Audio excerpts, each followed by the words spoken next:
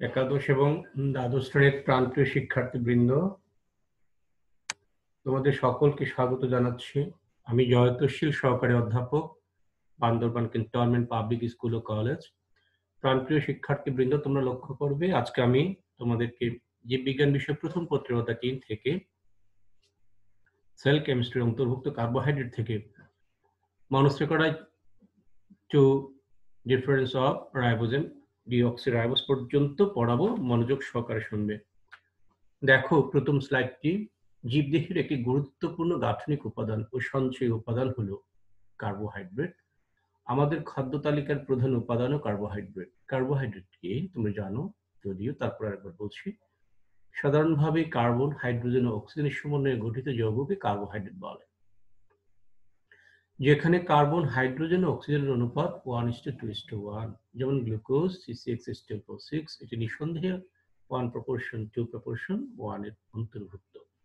তবে অনেক যৌগ আছে যেখানে এমন অনুপাত না থাকলেও সেটা কার্বোহাইড্রেট, যেমন সুক্রোজ C12H22O11, এটা 1:2:1 অনুসরণ করছে না। আবার এমন অনুপাত থাকলেও সেটা কার্বোহাইড্রেট নয়, যেমন ফর্মালডিহাইড, অ্যাসিটিক অ্যাসিড ইত্যাদি। কারণ এখানে হাইড্রক্সিল মূলক একের অধিক না থাকায় মৌলসমূহের আণবিক বিন্যাসজনিত ভিন্নতায় কার্বোহাইড্রেটের আধুনিক সংজ্ঞা অনুযায়ী এরা কার্বোহাইড্রেট নয়। আধুনিক ধারণা অনুসারে নাইট্রোজেন বা সালফার সমৃদ্ধ সামান্য কিছু যৌগকেও অন্যান্য বৈশিষ্ট্যের কারণে কার্বোহাইড্রেটের অন্তর্ভুক্ত করা হয়। তাই বর্তমান ধারণা অনুযায়ী যে সকল অ্যালডিহাইড বা কিটোন জাতীয় যৌগে কতগুলো হাইড্রক্সিল গ্রুপ থাকে, অথবা যারা আর্দ্র বিশ্লেষিত হয়ে কতগুলো হাইড্রক্সিল গ্রুপযুক্ত অ্যালডিহাইড বা কিটোন উৎপন্ন করে, সেসব যৌগকে কার্বোহাইড্রেট বলে। কার্বোহাইড্রেট হচ্ছে পলিহাইড্রক্সিঅ্যালডিহাইড বা পলিহাইড্রক্সি কিটোন অথবা এদের উদ্ভূত যৌগসমূহ। নেক্সট স্লাইডে যাচ্ছি। হাইড্রেটস অফ কার্বন থেকে কার্বোহাইড্রেট নামকরণ করা হয়েছে। এর অর্থ দাঁড়ায় কার্বনের জলায়ন, অর্থাৎ এক অণু পানির সাথে এক অণু কার্বন CH2O 1:2:1 এই অনুপাতে গঠিত বিভিন্ন যৌগ। Diverse compounds based on the general formula CH2O are carbohydrate. সাধারণ ফর্মুলাটি কেবল মনোস্যাকারাইডস এর ক্ষেত্রে প্রযোজ্য, যেমন গ্লুকোজ, ফ্রুক্টোজ ইত্যাদি। একাধিক মনোস্যাকারাইড সহযোগ যেসব কার্বোহাইড্রেট গঠিত হয়, ওইসব ক্ষেত্রে এই সাধারণ ফর্মুলা প্রযোজ্য নয়।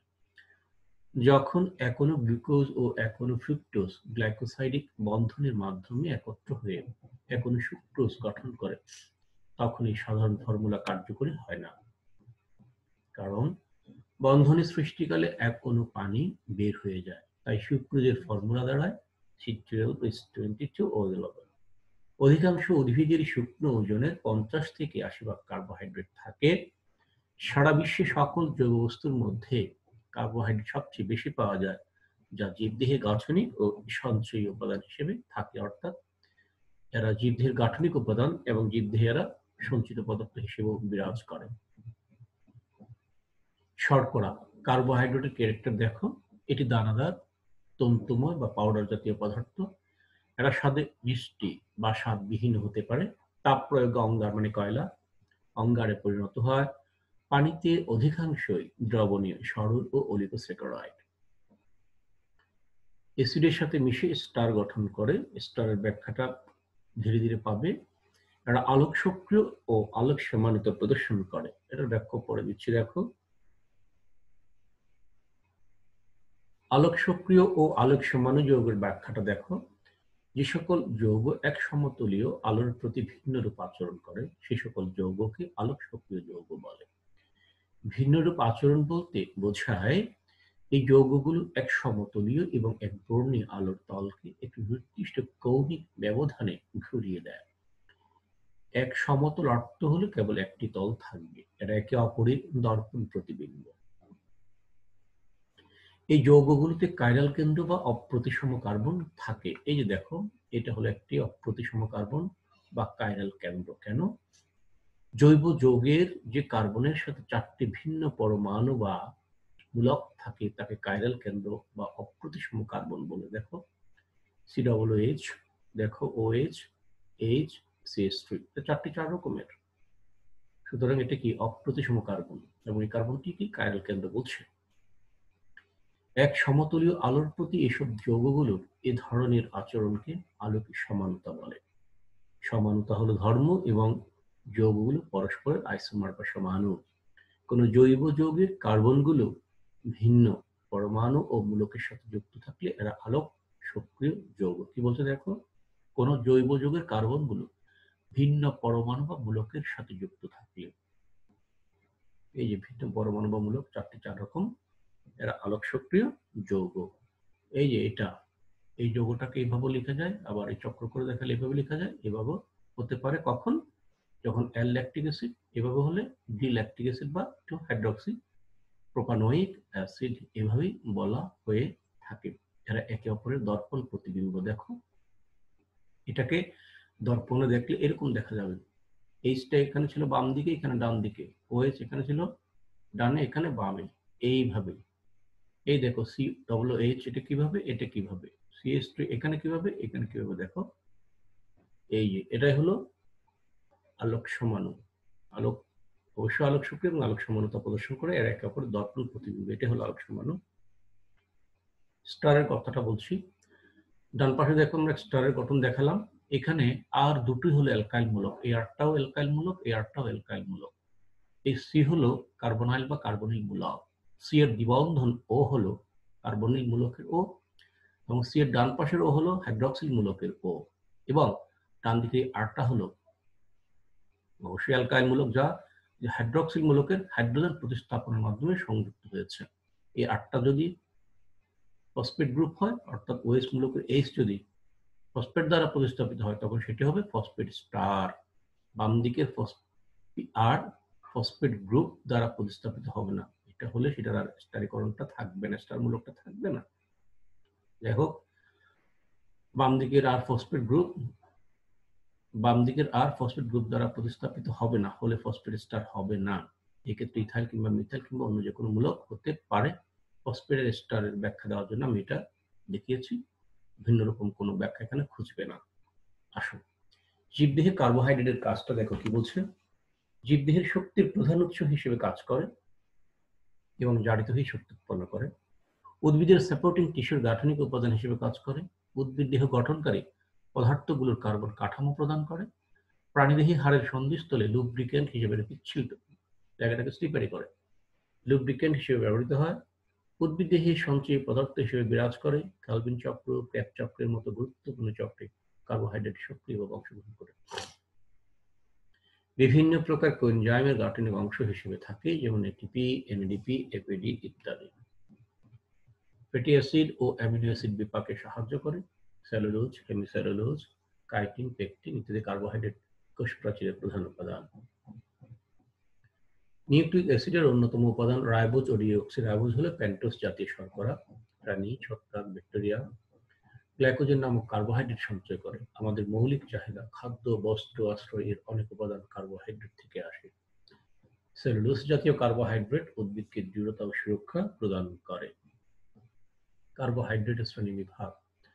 স্বাদের উপর ভিত্তি করে কার্বোহাইড্রেট দু প্রকার, যাতে সুগার, এরা স্বাদে মিষ্টি, দানাদার এবং পানিতে দ্রবণীয়, যেমন গ্লুকোজ, ফ্রুক্টোজ, সুক্রোজ ইত্যাদি। এই ফ্রুক্টোজ এর বানানটা একটু খেয়াল করো, জফলাটা হবে না, এখানে একটা রফলা হবে, তারপর সেই রফলার সাথে রস্যকটা যুক্ত হবে। কম্পোজ করতে গিয়ে একটু মিস্টেক হয়েছে, এটা বুঝে নিবা। 2 নম্বরে দেখো নন সুগার, এরা স্বাদে মিষ্ট নয়, অদানাদার এবং পানিতে অদ্রবণীয়, যেমন স্টার্চ, সেলুলোজ, গ্লাইকোজেন ইত্যাদি। রাসায়নিক গঠন অনুর ভিত্তিতে কার্বোহাইড্রেটকে প্রধানত 4 শ্রেণীতে ভাগ করা হয়। এগুলো হলো মনোস্যাকারাইড, ডাইস্যাকারাইড, অলিগোস্যাকারাইড, দেন পলিস্যাকারাইড। পরে আসি মনোস্যাকারাইড। গ্রিক মনো মানে হচ্ছে এক, স্যাকারিন মানে হচ্ছে সুগার মানে চিনি। যে কার্বোহাইড্রেটকে হাইড্রোলাইসিস করলে, আত্মবিশ্লেষণ করলে, ভাঙলে আর কি, এনজাইম সহযোগে ভাঙা যায়, অ্যাসিড সহযোগে ভাঙা যায়, ক্ষার সহযোগে ভাঙা যায়, আর কোনো সরল কার্বোহাইড্রেট একক পাওয়া যায় না, সেগুলি মনোস্যাকারাইড। মনোস্যাকারাইড অন্যান্য জটিল কার্বোহাইড্রেট তৈরির গাঠনিক ইউনিট হিসেবে কাজ করে। এর সাধারণ সংকেত হচ্ছে CN12ON, ওই যে 1:2:1। মনোস্যাকারাইড সমূহে একটি মুক্ত অ্যালডিহাইড গ্রুপ বা কিটোন গ্রুপ, এটা মনে রাখবা। এবং একাধিক হাইড্রক্সিল গ্রুপ থাকে। মনোস্যাকারাইডে কার্বনের সংখ্যা 3 থেকে 10।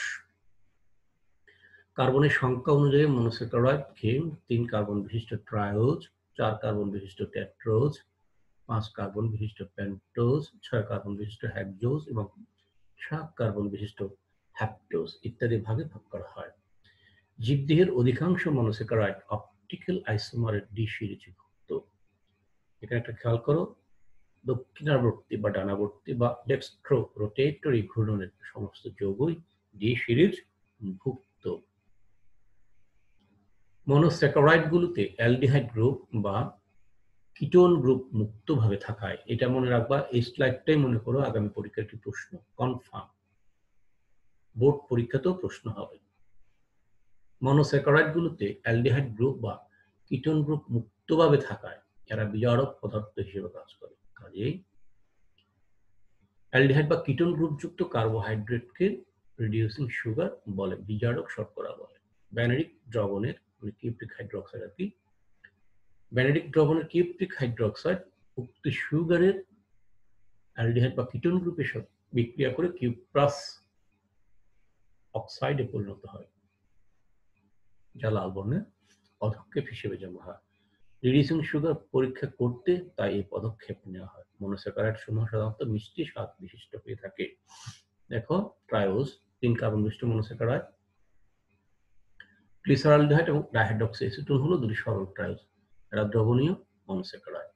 উদ্ভিদে এরা ফসফেটের স্টার হিসেবে কাজ করে। ফসফেটের স্টার আমি এর আগে বুঝিয়েছি।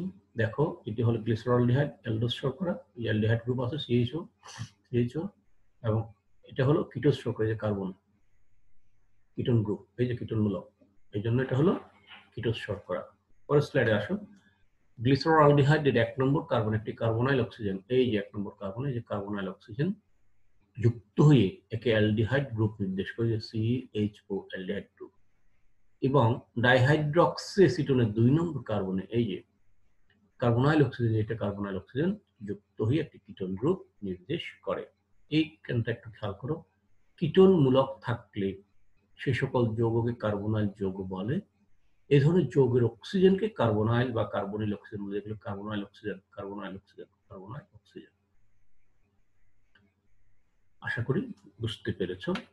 কাজেই গ্লিসারলডিহাইড হলো একটি অ্যালডোজ শর্করা। এই যে গ্লিসারলডিহাইড, এটা অ্যালডোজ শর্করা, কারণ অ্যালডিহাইড মূলক আছে, সিএইচও অ্যালডিহাইড মূলক আছে এবং অ্যালডোজ শর্করা। কাজেই গ্লিসারলডিহাইড হলো একটি অ্যালডোজ শর্করা এবং ডাইহাইড্রক্সি অ্যাসিটোন হলো কিটোজ শর্করা, যেখানে কিটোন মূলক আছে। কারণ এরা সহজেই কতিপয়, যাই হোক, অ্যালডিহাইড এবং কিটোন গ্রুপকে বলা হয় রিডিউসিং গ্রুপ, কারণ এরা সহজেই কতিপয় যৌগের সাথে জারিত হয়ে যায় এবং ওই যৌগ বিজারিত হয়। তাই অ্যালডিহাইড ও কিটোন গ্রুপযুক্ত চিনিকে বলা হয় রিডিউসিং সুগার বা বিজারক শর্করা। টেট্রোজে আসো, 4 কার্বন বিশিষ্ট শর্করা বা মনোস্যাকারাইড। এরিথ্রোজ হলো একটি অ্যালডোজ শর্করা এবং এরিথ্রোলোজ হলো একটি কিটোজ শর্করা। উদ্ভিদে অধিকাংশ ক্ষেত্রে এটি এরিথ্রোজ 4 ফসফেট হিসেবে বিরাজ করে। ক্যালভিন চক্রের ভূমিকা আছে। 5 কার্বন বিশিষ্ট শর্করা বা পেন্টোজ দেখো, 5 কার্বন বিশিষ্ট মনোস্যাকারাইডকে বলা হয় পেন্টোজ। জাইলোজ, রাইবোজ, ডিঅক্সিরাইবোজ, অ্যারাবিনোজ হলো অ্যালডোজ শর্করা এবং রাইবোলোজ, জাইলোজ হলো কিটোজ শর্করা। রাইবোজ দেখো, এটি একটি অতি গুরুত্বপূর্ণ 5 কার্বন বিশিষ্ট পেন্টোজ সুগার। সুগারের ক্ষেত্রে এর সুগারটা এখানে হবে। 1891 সালে এমিল ফিশার এটা আবিষ্কার করেন। এটি রাইবোনিউক্লিক অ্যাসিডের একটি গঠন একক। অবশ্যই আরএনএ তৈরির জন্য যে শর্করা, সেটি রাইবোজ সুগার, 5 কার্বন বিশিষ্ট রাইবোজ। এর আণবিক সংকেত C5H10O5। এতে একটি অ্যালডিহাইড গ্রুপ থাকায় এদের অ্যালডোপেন্টোজ। 5 কার্বন থেকে পেন্টোজ, অ্যালডিহাইড থেকে অ্যালডো। রাইবোজ শর্করার গলনাঙ্ক 95 ডিগ্রি সেলসিয়াস গাঢ় HCl এর সাথে বিক্রিয়া করে ফাসফিউরাল অ্যাসিড উৎপন্ন করে। আরএনএতে কেবল রাইবোজ সুগারই নিউক্লিওটাইড বা নিউক্লিওসাইড তৈরিতে অংশগ্রহণ করে। একটি নির্দিষ্ট পিউরিন বা পাইরিমিডিন বেস, যেটা আমি আগের ক্লাসে পড়িয়েছি, যখন প্রথম অধ্যায় পড়িয়েছিলাম, সেখানে purine, pyrimidine, ATCG, nucleoside, nucleotide, এইসব বিষয় এখানে পড়িয়েছি, আর ব্যাখ্যা এখানে দেব না। এটি নির্দিষ্ট পিউরিন বা পাইরিমিডিন বেসের সাথে যুক্ত হয়ে একটি নিউক্লিওসাইড উৎপন্ন করে। এই নিউক্লিওসাইডের সাথে একটা অজৈব ফসফেট যুক্ত হয়ে নিউক্লিওটাইডে পরিণত হয়। কার্বন বিজারণের মাধ্যমে শর্করা তৈরি প্রক্রিয়াতেও রাইবোজ ভূমিকা পালন করে। এটিপি, এনএডি, এনএডিপি, এফএডি কোএনজাইমে ইত্যাদি জৈবর সাথেও রাইবোজ যুক্ত থাকে। রাইবোজ বিজারণ ক্ষমতা সম্পন্ন। ডিঅক্সিরাইবোজে আসো। ডিঅক্সিরাইবোজ আরেকটি অতি গুরুত্বপূর্ণ পেন্টোজ সুগার। এর আণবিক সংকেত C5H10O4, এতে একটি অ্যালডিহাইড গ্রুপ থাকায় একে ডিঅক্সিঅ্যালডোপেন্টোজও বলে। এটি রাইবোজ সুগারের মতোই, পার্থক্য শুধু এই যে এর 2 নম্বর কার্বন গ্রুপে 2 নম্বর কার্বনে হাইড্রক্সিল গ্রুপের পরিবর্তে একটি হাইড্রোজেন পরমাণু আছে। এই যে দেখো এখানে কোনো অক্সিজেন নেই। যদি হাইড্রক্সিল গ্রুপ থাকতো তাহলে অক্সিজেন থাকতো। চলে আসো। ডিঅক্সি অর্থ হলো অক্সিজেন ছাড়া, অর্থাৎ 2 নম্বর কার্বনে কোনো অক্সিজেন নেই। ওই যে যেটা দেখিয়েছি, এটা 1 নম্বর কার্বন, এটা 2 নম্বর, কোনো অক্সিজেন নেই। এর 1 নম্বর কার্বন অবস্থানে যে কোনো একটি পিউরিন বা পাইরিমিডিন এখানে পিউরিন বা পাইরিমিডিন যুক্ত হবে। যুক্ত হলে একটি ডিঅক্সি নিউক্লিওসাইড সৃষ্টি হয়। এই অবস্থায় 5 নম্বর কার্বন অবস্থানে যেটা কি হয়, অজৈব ফসফেট যুক্ত হলে একটি ডিঅক্সি নিউক্লিওটাইড সৃষ্টি হয়। ডিএনএ নিউক্লিক অ্যাসিডের নিউক্লিওটাইড গঠনের অংশ হিসেবে কাজ করে ডিঅক্সিরাইবোজ সুগার। এই সুগার ছাড়া ডিএনএ গঠন সম্ভব নয়। ডিঅক্সিরাইবোজ বিজারণ ক্ষমতা সম্পন্ন। রাইবোজ এবং ডিঅক্সিরাইবোজের পার্থক্যটা দেখো। অপরিহার্যতা, রাইবোজের ক্ষেত্রে আরএনএ এর অপরিহার্য উপাদান, ডিঅক্সিরাইবোজের ক্ষেত্রে এটি হলো ডিএনএ এর অপরিহার্য উপাদান। এসিএল এর সাথে বিক্রিয়া করে রাইবোজ ফারফিউরাল অ্যাসিড তৈরি করে এবং ডিঅক্সিরাইবোজ এসিএল এর সাথে বিক্রিয়া করে লাভোলিনিক অ্যাসিড তৈরি করে। অক্সিজেন পরমাণু রাইবোজের আণবিক গঠনে 5টি, আর ডিঅক্সিরাইবোজের আণবিক গঠনে অক্সিজেন পরমাণু থাকে 4টি। হাইড্রক্সিল গ্রুপ 2 নম্বর কার্বন পরমাণুর সাথে হাইড্রক্সিল গ্রুপ যুক্ত থাকে রাইবোজের ক্ষেত্রে। ডিঅক্সিরাইবোজের ক্ষেত্রে 2 নম্বর কার্বন পরমাণুর সাথে কেবল হাইড্রোজেন গ্রুপ যুক্ত থাকে। অংশগ্রহণ, রাইবোজ নিউক্লিওটাইড ও শর্করা তৈরিতে অংশগ্রহণ করে। ডিঅক্সি নিউক্লিওটাইড গঠনে অংশগ্রহণ করে ডিঅক্সিরাইবোজ। মোটামুটি এখানে শেষ করবো প্রিয় শিক্ষার্থীবৃন্দ। অনেক সময় নিয়েছি তোমাদের, একটু ধৈর্যের সাথে লেকচারগুলো শুনবে, কোনো সমস্যা হলে জানাবে। একটু হোমওয়ার্ক দিচ্ছি, রাইবোজ এবং ডিঅক্সিরাইবোজের পার্থক্য লিখো। বলে রাখছি এখান থেকে বিজারক শর্করা বলতে কি বোঝায়, এই প্রশ্নটা সামনের পরীক্ষায় আমি দিব। তো এই পর্যন্তই, সবাই ভালো থাকবে, সুস্থ থাকবে, অনলাইন ক্লাসের সাথেই থাকবে। আরেকবার বলছি, read more and more, time will be yours. Read all the time, knowledge rules the world. ছাড়ো ফেসবুক, ধরো text book. Best of luck. Thank you very much.